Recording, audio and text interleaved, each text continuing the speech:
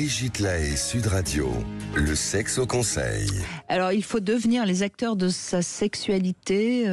Carole Cédillo, c'est notre sexe au conseil du jour. Dans ce domaine, plus que dans tout autre, notre vécu, nos expériences sont notre meilleur atout, mais aussi notre pire ennemi. Et donc, on doit apprendre sans cesse à reconstruire sa sexualité lorsqu'on rencontre un nouveau partenaire et ne pas lui prêter tous les atouts ou les défauts de nos ex.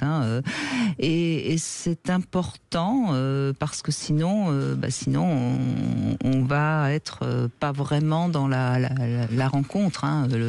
Celui ou celle qu'on vient de rencontrer, il a d'autres envies, il a d'autres manières de faire.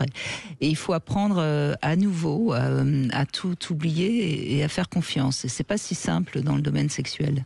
J'imagine, oui. Il faut laisser l'autre nous emmener peut-être en terrain inconnu et puis aussi lui proposer la nouveauté.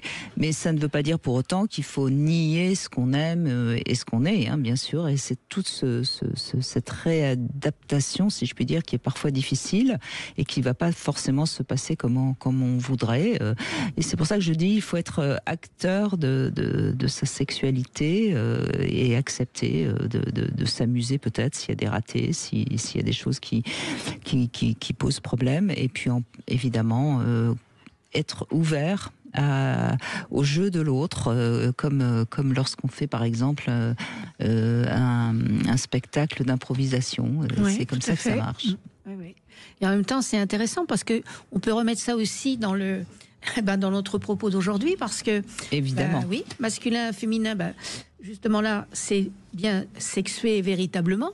On n'a qu'à se mettre tout nu et on le verra bien.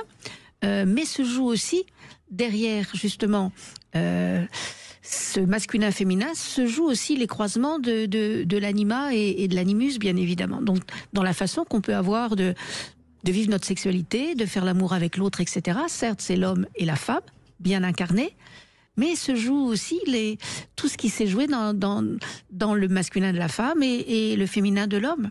Et d'ailleurs, nos fantasmes sont souvent très révélateurs de notre part animus ou anima. Je pense par exemple aux femmes qui de temps en temps ont envie de dominer un homme, même de le pénétrer, ou les hommes qui ont envie, eux, au contraire, d'être pénétrés.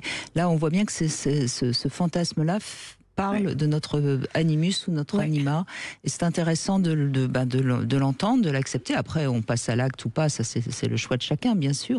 Mais dans notre sexualité, il se joue des choses de notre animus et de notre anima. Et c'est là aussi où, justement, quand on peut travailler aussi sur notre sexualité, c'est de mettre en visibilité aussi. Ok, on laisse hommes et femmes, mais on travaille justement sur qu'est-ce qui s'est joué dans l'intégration ou non de l'anima et de l'animus. Parce que ça peut donner des véritables problématiques dans la sexualité du couple. On est bien d'accord.